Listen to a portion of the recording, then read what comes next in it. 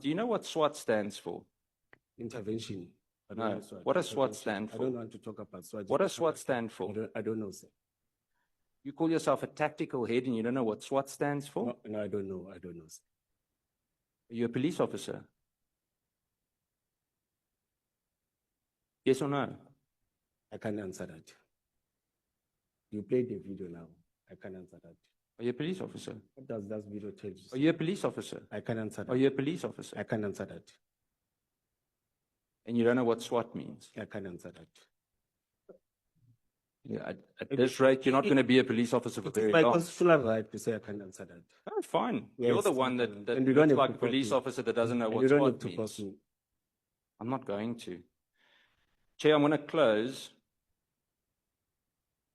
Mr. Mkhwanazi, I hope that this would go slightly better, but you have proved to us why you are sitting here today. I can tell you now that you're not a leader.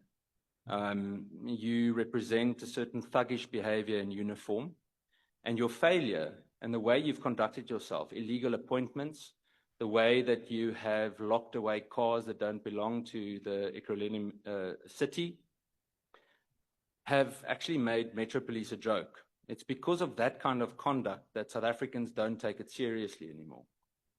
I also want to tell you that the public no longer trusts institutions because of people like you.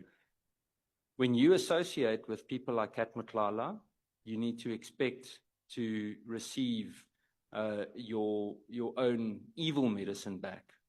And I want to tell you tonight that with your testimony today, as well as that in front of the Madlanga Commission, you have destroyed any possible trust that was still left in local law enforcement. Thank you, Chair.